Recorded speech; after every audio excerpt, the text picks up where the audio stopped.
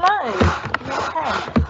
So I hope you enjoyed the Wilfred Owen documentary that we watched yesterday. It's one of the benefits of doing these lessons at home is that actually we have the time to be able to develop your knowledge of the context by watching these documentaries that we might not have time for if we were actually in school. So we're going to revise patriotic, which we looked at when we looked at the soldier before half term. So in what ways is the soldier a patriotic poem? Then our new word today is futile. So if something is futile, it is essentially pointless. Okay, so something being pointless, you know, is the way to view futile. So why do you think Wilfred Owen could have believed that war was futile? And actually, futility is the name of one of his many poems. So based on what you learned about him yesterday, why do you think a man that experienced what he experienced in the war could view the whole thing as pointless? And then your final question, why might we find a difference in attitude towards war in Wilfred Brooke, who wrote The Soldier, and Wilfred Owen, who we're going to be looking at today? So pause the video and answer those questions. So the soldier is patriotic. Remember, patriotism is a love of your country, because the whole message of the soldier is that England, through its personification, is presented as like being like your mother that's birthed you and nurtured you and raised you, and the men have a moral obligation to defend their mother country. So it's very patriotic. Wilfred Owen, on one level, viewed war as futile because all he saw on both sides, you know, the German and the British, was just destruction and murder and what seemed like a very heroic, you know, doing your duty at the start when they joined up. There were lots of men who, you know, spent years fighting in the trenches that became very disillusioned with the whole purpose of the war, and they became very distrustful of the officers and the generals and the people in the government, and believed that they were prolonging and making the war last longer for their own gain. So they definitely began to give up on the reasons, you know, these very moral, very lofty reasons for why they joined in the first place. So we know that Rupert Brooke died of an infected mosquito bite. He died from sepsis, blood poisoning, before he really viewed the true horror of war. And what we know with Wilfred Owen, considering he died a week before the end of World War I, is that he experienced the true horror of war. So we can imagine that war poetry written by the two are going to be very, very different, simply as a result of their differing experiences. So today we're going to analyse how Owen presents attitudes to war in Dulce et Decorum Est. So we're going to build upon what you learned yesterday in the documentary by thinking about who Wilfred Owen was and why he wrote Dulce et Decorum Est. We are then going to, I'm going to model annotating Dulce et Decorum Est, the poem, and we're going to look at its language, form and structure, how that links to his attitude to war, and we're going to think about how Owen, the voice of the poets at the time. So Wilfred Owen fought and died in World War I. The poems that made Wilfred Owen famous were mostly published after his death in action a week before the end of World War I. He was very influenced by Keats and Shelley. They were romantic poets who are both in the Anthology. He experimented with verse from childhood, but found his own voice after joining up in 1915 and serving as an officer in the later stages of the Battle of the Somme that you would have learnt about yesterday. In April 1917, he was blown into the air by a shell and was invalided out with shell shock and trench fever. His stay in Craiglockhart War Hospital brought him into contact with his fellow officer Siegfried Sassoon, who gave him crucial support, encouragement and advice on developing his poetry. Like many of the soldiers who fought in the trenches, his poetry seeks to represent the true reality of war and what it was like for the soldiers. That's his intention. And he wrote Dulce et Decorum Est to show the public the true horrific reality of war and to counteract the pro-war patriotic poetry of people like Jessie Pope, She is who he's references at the end of the poem through my friend, that we're going to pick up on when we analyse it. Now, remember, Who's for the Game is what I set for your unseen poetry practice last week. Very pro-war patriotic poem. He actually wrote this poem, Dulce Decorum Est, as a response to poetry like that. So what we're going to do now is that I am going to switch to the visualizer and we are going to annotate the poem together. Okay, so for those of you that have a copy of the poem in front of you, obviously you can annotate along with me. For those of you who aren't able to print out the copy from the email or don't have your anthology with you, remember we are going to be going over all of these poems again when we are back in school. Okay, so you'll have the opportunity to annotate your anthology then. However, you do want to listen along to the annotation, you can make your own notes on a separate piece of paper. Okay, what you also might want to do is at the bottom of the page, like we do in, or my class do, we tend to write some of the key points of the context at the bottom in the little space, just because for revision it's useful to have all of that information in one place. Okay, so when we start looking at a poem, whether it is a poem in the anthology or whether it is an unseen poem, you always want to think about the title as well. So we know the context, we know Wilfred Owen actually fought and died in the trenches, so we're going to think about the title. Now, Dulce Decorum Est is actually the first bit of this last line here, so we're actually going to start at the end before we go back to the beginning. Dulce Decorum Est, po patria mori. So what this means is, it is sweet and fitting to die for your country. So basically, it is a good thing to die for your country. That's what this Latin phrase means. And we can see at the start that part of that phrase is the title of this poem. Now, based on what we know about Wilfred Owen, it should be pretty clear that Wilfred Owen would have great trouble with that statement, because what the narrative or the message that he is counterbalancing in this poem is that it is not a good thing to die for your country. And the lie, the propaganda that you have been sold at home about these soldiers nobly giving up their life for their mother country and being proud and happy about it, is wrong. What Wilfred Owen is wanting to do here is he is wanting to express the true reality and horror of war. And by the end of the poem, what he is hoping is that actually people will look at Dulce Decorum Est per patria mori, will look at this idea of it being a good thing dying for your country, and actually realise that people can't keep telling themselves that statement as a way of making themselves feel better about, you know, being at home and being okay about the sacrifices that these men are giving. So what we have here in the poem is essentially Wilfred Owen telling us a story, okay? And in many ways, you know, this is a narrative poem. What it's doing is it's telling the reader a story about a gas attack. Now, there were lots of horrendous ways to die in battle, but being gassed was one of the worst.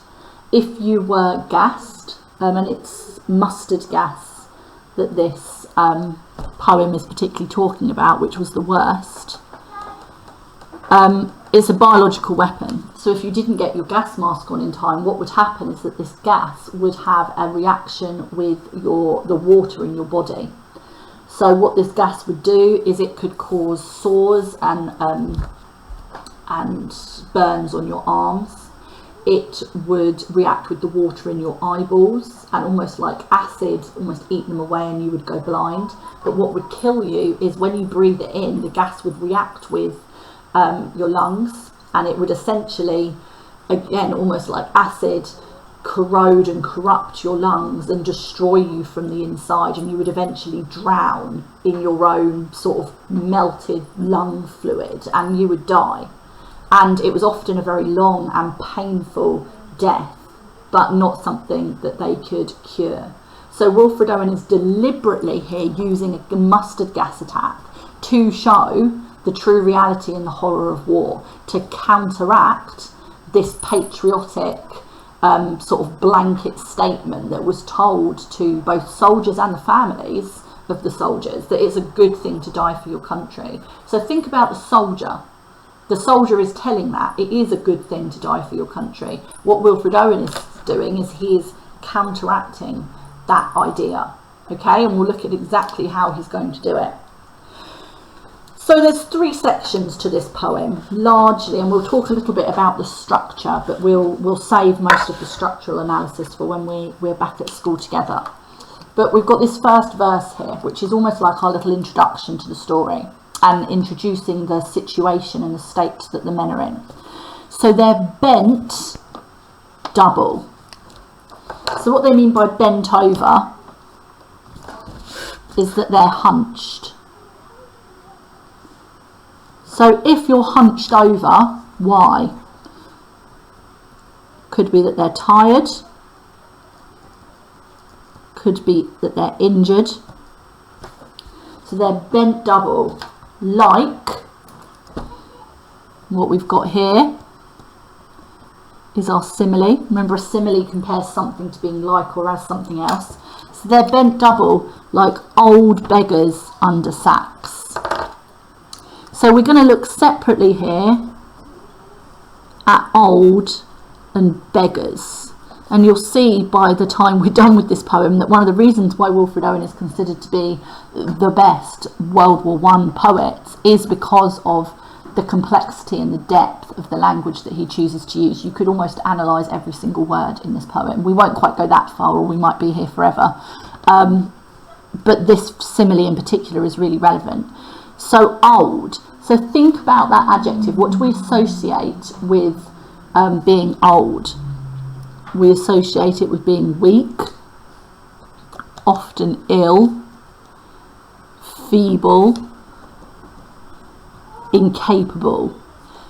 Would you link any of those words to soldiers? This idea of being weak, ill, feeble, incapable. No, that is the opposite to what soldiers are presented like. They are young and fit, often handsome, brave, noble, incredibly capable. And then we've got beggars. You know, your beggar is essentially your lowest in society. And again, links into this idea of being old, weak, incapable. So actually what Wilfred Owen is doing here is he's creating the imagery of what war has done to the soldiers.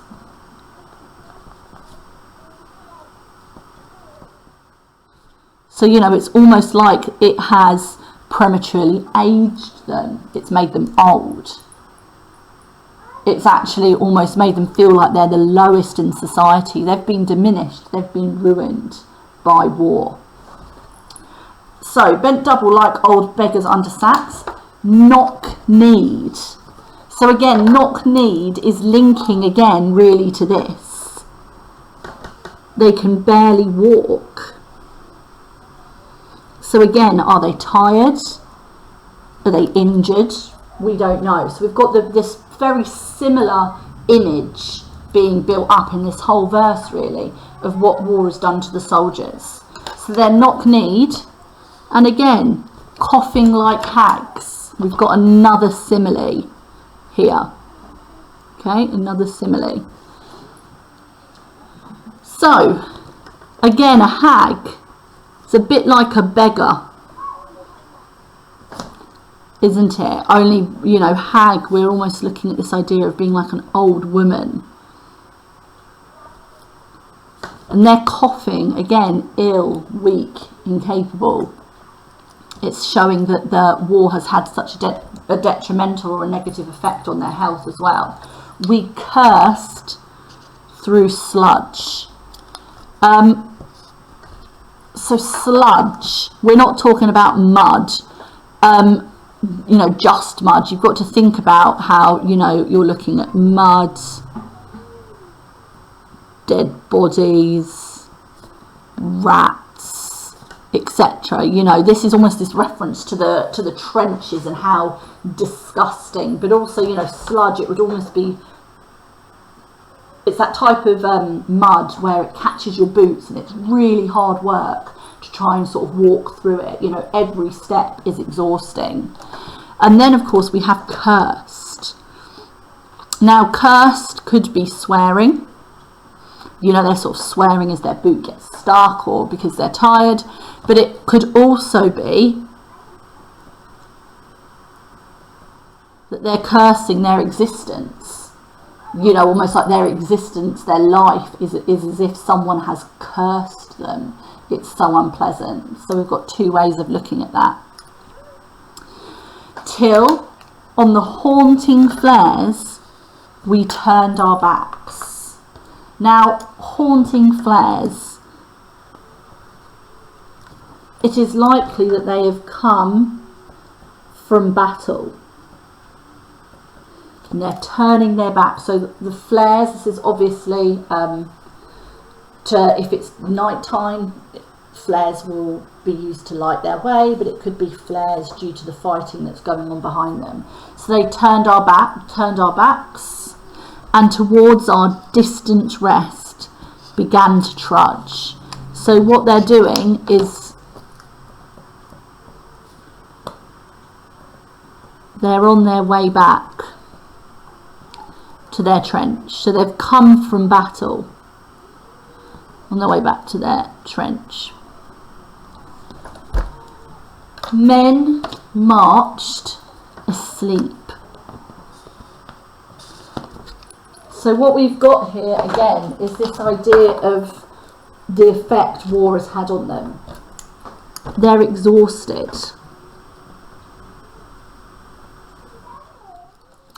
Many had lost their boots, but limped on, bloodshot. So again, the fact that they've lost their boots could be a hint at how difficult the battle was.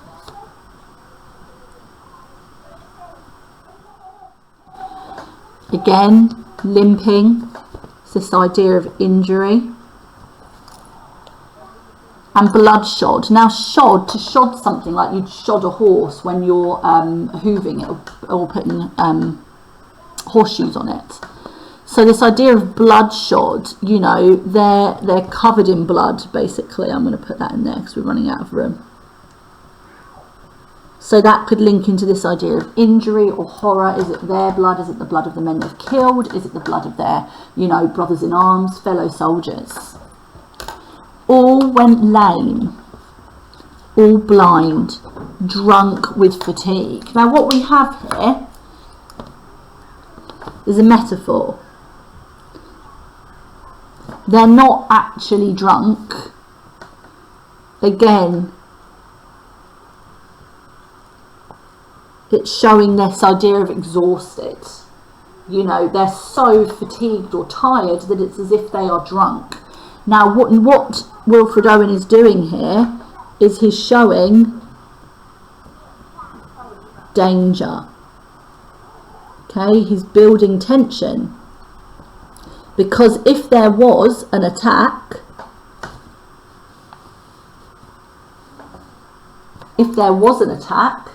these men are not in a fit state to protect themselves. And they're so tired, they're deaf to the hoot, deaf even to the hoots of gas shells dropping softly softly behind. So they're so tired they can't hear the sound of the gas shells. Now, I know my students say that I say this about every single thing we ever do in English, but I really love this poem, and I love war poetry and Wilfred Owen in particular, through teaching it or through studying it myself when I was a student, because his use of language is just so clever, and many times, considering how horrendous his subject matter is, very, very beautiful, probably because of how influenced he was by the Romantic poets. But this here of gas shells dropping softly behind, I think this adverb is so clever, because there's something very sinister about the fact that they're dropping softly. You know, it's almost gentle imagery here, but gas, you know, if they breathe in the gas, the effects are so utterly devastating to them. Like I said, it was one of the worst and most feared ways to die if you were a soldier. So the fact that it drops softly behind is very sinister and very gentle, almost as if it's downplaying the danger of what's about to happen. And again, that just makes it so much more emotional and so much more effective, thinking about what's about to happen to these boys, these men. So we've done verse 1 then, and what we're essentially seeing here is that this is all about giving us a sense of the effect. I'm going to do a little, in fact I'm going to highlight that. You know, it's all about what war has done to the soldiers, how diminished these men are, and how physically and mentally war has affected them, and it's put them in such a dangerous position, which is why they cannot hear these gas shells. Gas, gas, quick boys. Now again, boys serves two purposes here. It's reminding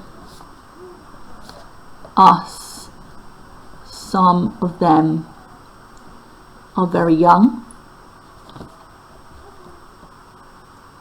but it's also showing almost a voice of the soldiers. You know, that's done as if it's speech, as if it's been speaking.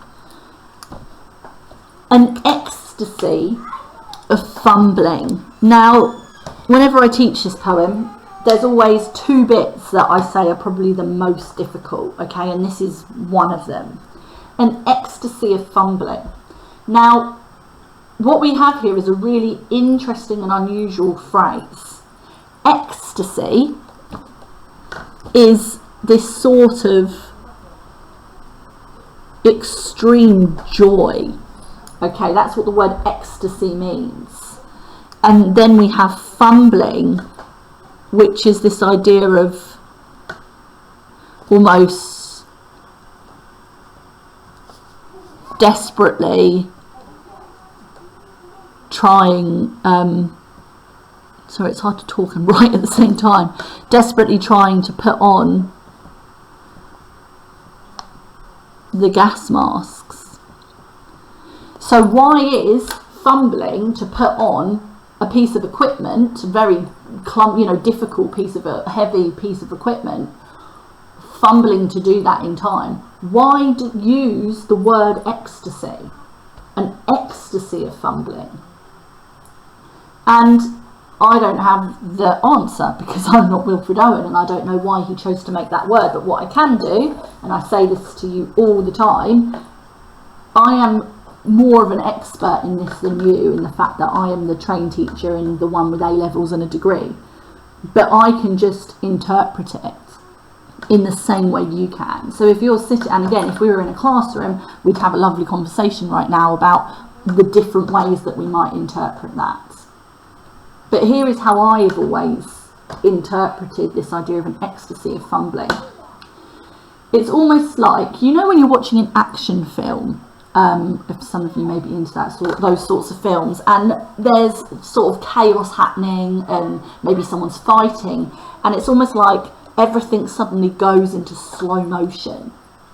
It's almost like emotionally, your body is so flooded with adrenaline, and you are on such high alert that there is almost a strange sense of euphoria that overtakes your body, and in the sense that your body is having that fight or flight response, because they know that if they don't get these gas masks on their bodies in time, they will die. So for me, ecstasy here really, and I've almost run out of room to write this, but what ecstasy really conveys to me is, again, that fight or flight moment of the body desperately trying to get this gas mask on time. It's like almost like everything has frozen. They've got this split second to do something that will mean a horrendously painful death, or the fact that they can continue to live. So, oh, sorry, my flailing hand gestures I've knocked into the camera. So you might have some different thoughts on ecstasy of fumbling, but that is how I have always interpreted it anyway. So we've got this desperate idea of putting the gas masks on. Fitting the clumsy helmets just in time. So all of the men get the clumsy helmets, the gas masks, that's what they're referring to here, on just in time. But someone still was yelling out and stumbling and floundering like a man in fire or lime. So tragically, what we have here, one soldier hasn't got his mask on in time. And what we see is him yelling, him stumbling as the gas begins to take effect, and floundering. Now, floundering is the first word really that's almost of this, this lexical field really of drowning. And this idea of, floundering, it's like when you see a fish out of water and it's sort of flopping about on the ground. That's what this man is doing as his, the soldier is struggling to breathe.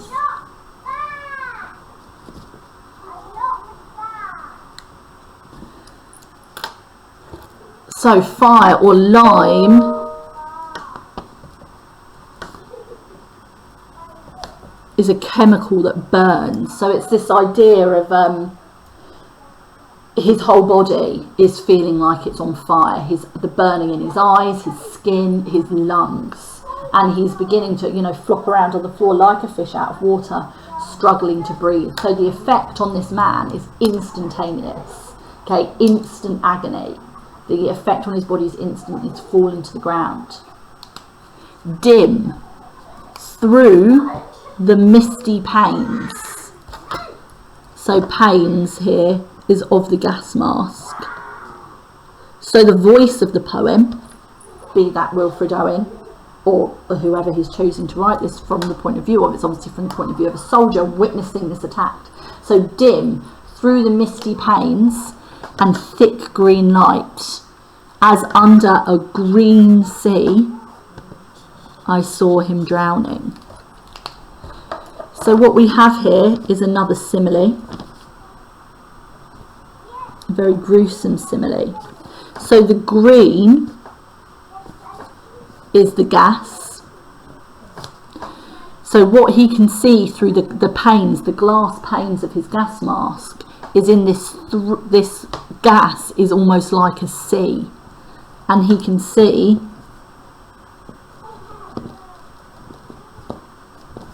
the effects of the gas on the soldier. He's drowning. It's like he's watching him in a green sea, drowning, unable to save him. And what we have, you know, here in this whole phrase is he's powerless. He's powerless to save him. And then we have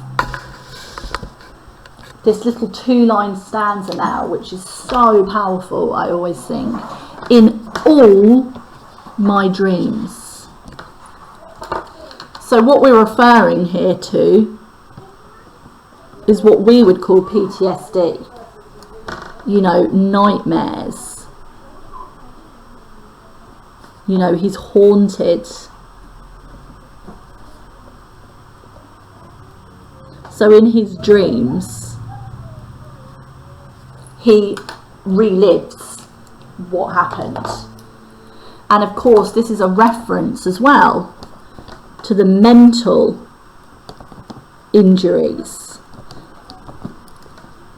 For example, shell shock, which we would call post-traumatic stress disorder, PTSD now. So this is Wilfred Owen's reference to shell shock. We know that, again, Wilfred Owen was diagnosed with shell shock and put in Craiglockhart Heart Mental Hospital, where he met Secret Sassoon and was encouraged to start writing about the war, which he did to give a voice to the soldiers, as much as a almost therapy for him to be able to feel like he can express what's happened to not just him, but be the voice of the other soldiers, which is of course one of the many reasons why Wilfred Owen then went back to battle, where he was eventually killed before the end of the war, because he felt this obligation for his art and to the men around him and in his platoon, that he needed to go back and be with them. So we've got this really important reference to mental injuries here. In all my dreams before my helpless sight. So that's linking back to this idea of being powerless. He plunges at me, guttering, choking, drowning. So we've got here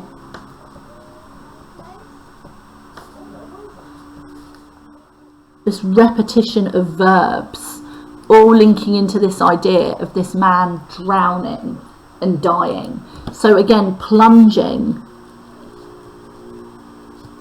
You know, the man is desperately...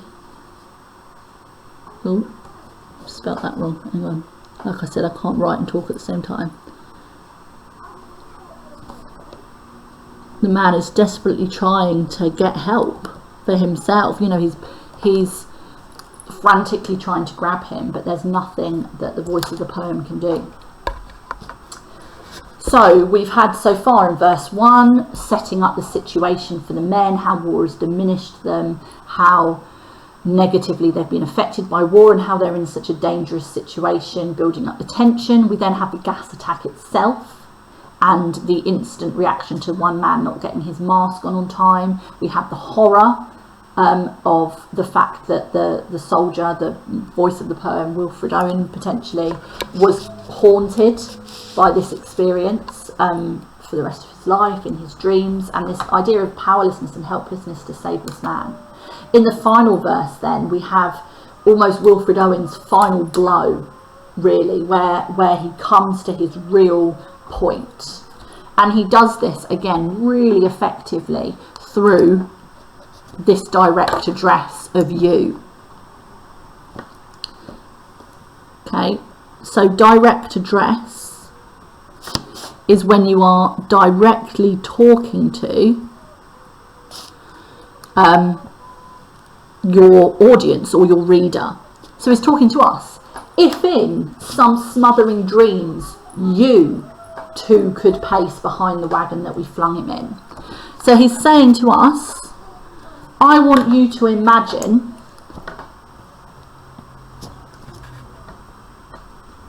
he's saying, imagine you are me in, you know, your worst nightmare.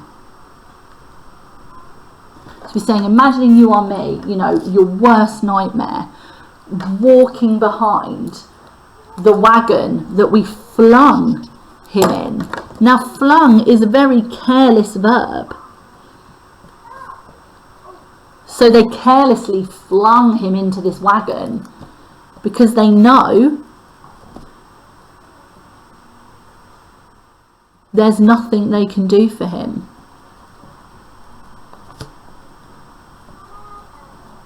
They know there's nothing they can do for him.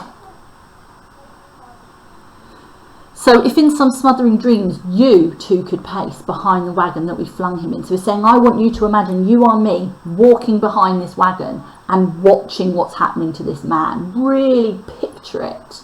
And to help us picture it, he uses some incredibly vivid yet horrific language to make us really imagine what's happening to this man. And watch the white eyes writhing in his face. So we've got, you know, the alliteration of all the W's here. You know, watch the white eyes writhing in his face. And, you know, you could say the effect of that alliteration is really getting us to focus on that sensory image of sight, and actually thinking about how we have the power of sight to view this man. But this man is going blind. That's what's happening to his eyes. And again, writhing creates this impression of agony. You know, you would be able to have the luxury of watching this, but this man is going to have the luxury of never seeing anything again because he's dying. And as he's dying, he's now going blind as an effect. So this idea of these eyeballs almost getting rotted and corroding away in their sockets while he's, you know, twitching and writhing with the pain. This is what Wilfred Owen wants us to picture and imagine. His hanging face, like a devil sick of sin. So here comes to the second difficult bit of the poem. So his hanging face. So again, like with a lot of this poem, there's multiple ways to interpret it. So hanging face could again be a reference to the agony. It could also be a reference to, obviously, hanging is obviously death. A hanging, someone being hung, would, you know, lead to their death as well. And then we have like a devil sick of sin. So we've got another simile. So the devil, obviously, if you are a Christian and believe in that sort of thing, the devil is the ruler of hell, and hell is where all evil comes from. Okay, God equals good in heaven, purity, light, goodness, devil, dark, evil. Everything bad comes from the devil. So his face is like a devil's sick of sin. Now, sin is pretty much what the devil does. Okay, the devil is all about sin. Okay, so sin is all about the bad things people do. And, you know, you've got your 7 deadly sins: lust, wrath, sloth, etc., pride, greed, all of these bad things people do. But what we have here is his hanging face like a devil sick of sin. So for the devil to be sick of sin, something that it's almost like saying, you know, God is sick of goodness. You know, God is good, God is purity and light. The devil is sin, the devil is evil. But the devil being sick of sin would be something truly astonishing and amazing. So a way you could interpret this is he's saying, you know, war is so evil, not even the devil wants anything to do with it.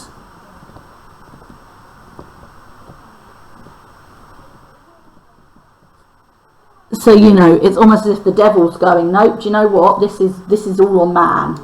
This is so horrendous, not even I am getting involved in this. And that's, again, only one way of interpreting it. It is a very complex piece of imagery and combination of words here. But for the sake of time, that's the interpretation we're going to focus on now. But remember, this is all linking back to the face of this man being like a devil sick of sin.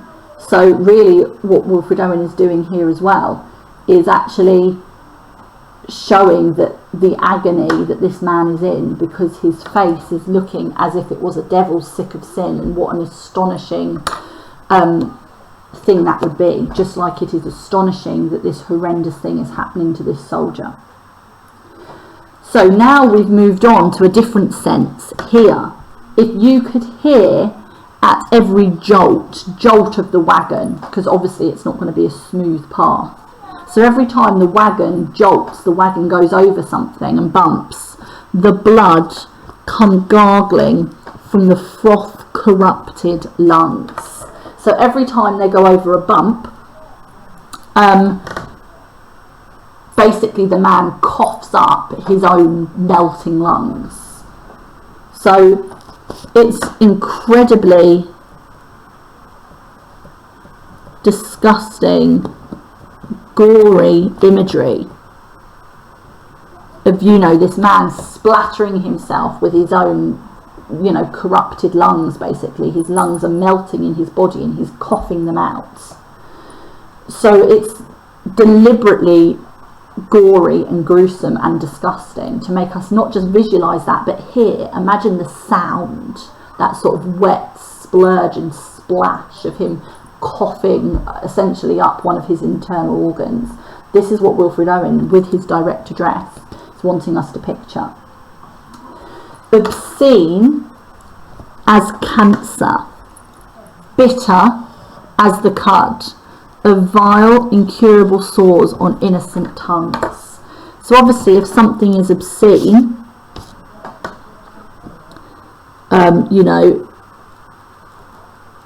it's horrendous, it's disgusting. So it's obscene as cancer, which, as we all know, is a horrendous disease. And here's another sort of tricky bit of the poem, really. Bitter as the cud of vile incurable sores on innocent tongues. So cud is what's created when cows basically chew and digest grass, which you might think is a bit strange. So bitter as the cud of vile incurable sores on innocent tongues. Now these innocent tongues could be all sorts of people. They could be the soldiers, they could be the people at home,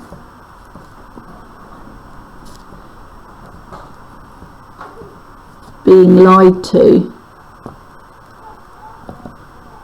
and manipulated. But what we have with the sort of vile incurable sores, it's almost again about the corrupting power of war. It's linking back to what he was saying at the start about, you know, the effect war's having on these men. It's a little bit blurred at the end. You know, war has, or not just fighting in the war, but everything that they've been forced to do, everything they've been told, it's had this corrupting effect really on the innocent tongues of the men, but also, you know, the people at home. It's not their fault that they're ignorant to what it's really like. The fault is all of the people who have been deliberately lying to the public about what war is really like. And here we get then to his final blow really of this poem. My friend. So he's referring here to Jesse Pope. Remember? Who was a pro-war poet used for propaganda. So he is talking about her, but he's talking about people like her. He's talking about anyone that is trying to perpetuate or continue this image of war being this glorious, wonderful thing. And he's trying to, again, this whole poem is counterbalancing that. So he's saying, my friend, you got more direct address there. Would not tell with such high zest. Zest means like enthusiasm. To children ardent for some desperate glory, the old lie. Dulce et decorum est, po patria mori. So what he's basically saying is you are deliberately lying to the public. And if you, Jesse Pope, or other writers or other propagandists, if you knew what I knew, if you'd experienced what I had experienced, you would not tell children sitting at home hearing glorious stories of the war, to, you know, all of the mothers and wives that you were giving these false platitudes to. You would not be able to continue with this lie that it's a good thing to die for your country. So we get here to the real purpose of this poem. He is showing this, you know, Latin statement here, it's sweet and fitting to die for your country. It is a lie. And he spends the whole of the poem, this narrative story of this soldier that has breathed in the gas and what happened to him. That is his proof that it is all a lie. Because if you are that man who's died in that way, or if you are one of the soldiers that's watched that happen, how can you possibly say that dying for your country is a good thing? How can you possibly continue to lie to people at home? And that sort of gets us really to the end of the poem. Now, that took way longer than I thought it would, and my throat is a bit sore now, but we have done it. So if you've kept up and written all those notes, well done to you. And what we're going to be doing when we come back is you are going to be analysing or writing a summary of how Wilfred Owen presents his attitude to war. So we're going to come back to this afterwards. So now we've annotated the poem, I would like you to use your notes and annotation to write a summary answering the question. So how does Wilfred Owen present his attitudes to war?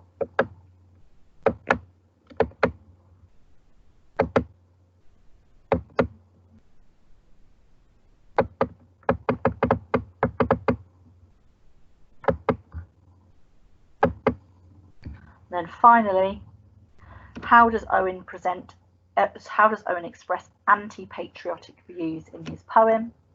And how does Owen present war as futile? Okay, so answer those questions and then you are done with today's lesson. Well done.